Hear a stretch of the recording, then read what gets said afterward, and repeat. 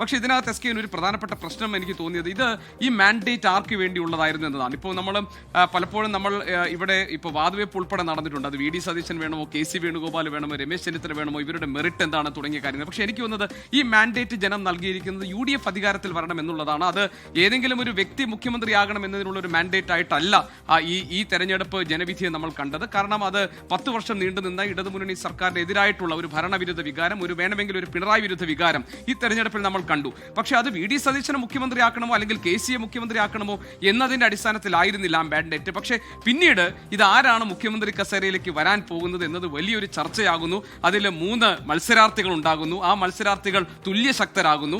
അങ്ങനെയാണെങ്കിൽ അത് ആർക്കാണ് ആ നറുക്ക് വീഴാൻ പോകുന്നത് എന്നൊരു ആകാംക്ഷ ഉണ്ടാകുന്നു. ഹൈക്കമാൻഡ് വളരെ വേഗം പരിഹരിക്കുമെന്ന് കരുതിയ ഒരു പ്രശ്നം 10 ദിവസം ഹൈക്കമാൻഡ് എടുക്കുന്നു. അതിനുശേഷം വീണ്ടും പലതരത്തിലുള്ള അഭ്യൂഹങ്ങൾ ഉണ്ടാകുന്നു. 3 ക്യാമ്പിനും ഒരുപോലെ പ്രതീക്ഷ നൽകുന്നു.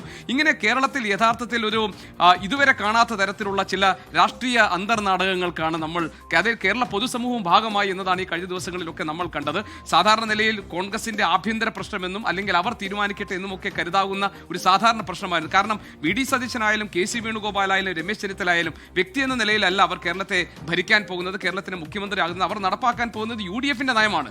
അത് ഏത് ആൾ ആ സ്ഥാനത്ത് വന്നാലും അയാൾ നടപ്പാക്കേണ്ടത് UDFന്റെ നയമാണ്. ഇതൊരു കൂട്ടുകക്ഷി സർക്കാരാണ്, കൂട്ടുകക്ഷി ഭരണമാണ് വരാൻ പോകുന്നത്. അവിടെ നിലപാടിന്റെ രാജകുമാരൻ എന്ന നിലയിലുള്ള വിശേഷണം നൽകിക്കൊണ്ട് വി.ഡി. സതീശന് പിന്നിൽ ഒരു വിഭാഗം അണിനിരക്കുകയും അത് കേരളത്തിന്റെ പൊതുവികാരം എന്ന നിലയിൽ അത് പുറത്തേക്ക് വരികയും ചെയ്തു.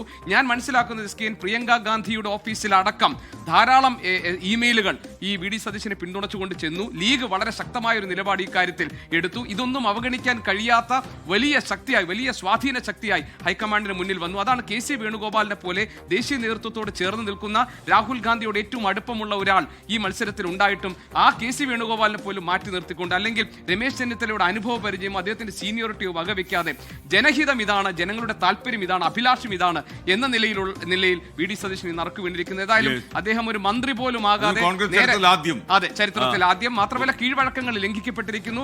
ഭൂരിപക്ഷം MLA-മാരുടെ പിന്തുണ ആർക്കാണോ അയാളെയാണ് മുഖ്യമന്ത്രിയായി നിശ്ചയിക്കാറുള്ളത്. പക്ഷേ ആ കീഴ്വഴക്കവും ഇതോടെ ലംഘിക്കപ്പെട്ടിരിക്കുന്നു. ഇതിന് കേരളത്തിൽ കോൺഗ്രസിന് ഭാവി രാഷ്ട്രീയത്തിൽ അവർക്ക് എന്ത് വിലയാണ് കൊടുക്കേണ്ടി വരിക എന്ന് നമുക്കറിയില്ല.